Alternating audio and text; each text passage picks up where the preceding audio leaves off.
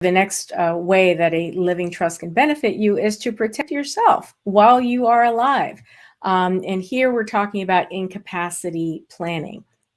If you fund a trust during your lifetime and later become incapacitated, your successor trustee, and if it makes it easier for you to conceptualize this, your backup trustee, will be able to manage the trust assets for your benefit. This is important for people who are single and for those who do not have children. You want a trust in place that's going to provide for you in the event that you are unable to make decisions for yourself.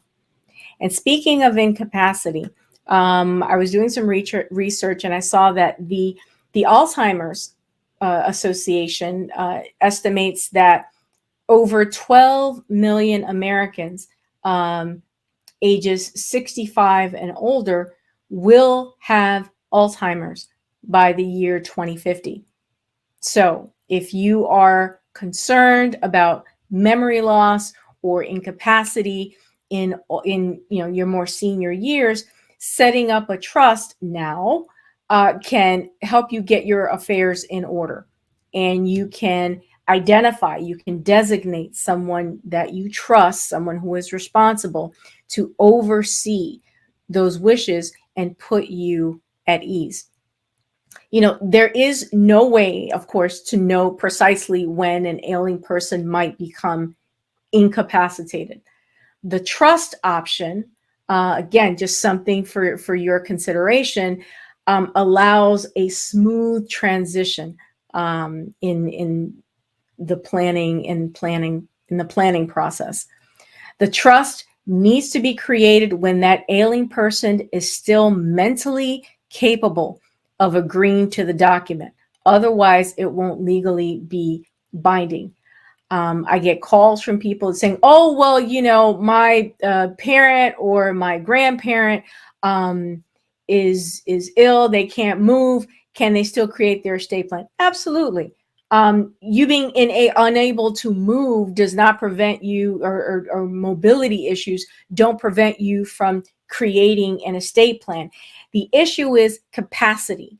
Is the person aware of what they're signing, of the significance of it, of the powers that they are granting to an individual if they're naming a trustee, or if we're talking about other estate planning documents like a power of attorney? Do they really understand that? If they do not, first of all, chances are that the document's not going to be valid. But even if they proceed and it's questionable whether they're in that state, whether they are capable or not, it just lends itself to challenges later on by people. So responsible estate planning attorneys are going to do what they can. We're not physicians, but we do have the ability to ask questions to kind of see and determine, to the best of our ability, whether the person that's sitting in front of us, or in a virtual context, the person on the other side of the camera, is able to understand and articulate their wishes without being unduly influenced or pressured by anyone. So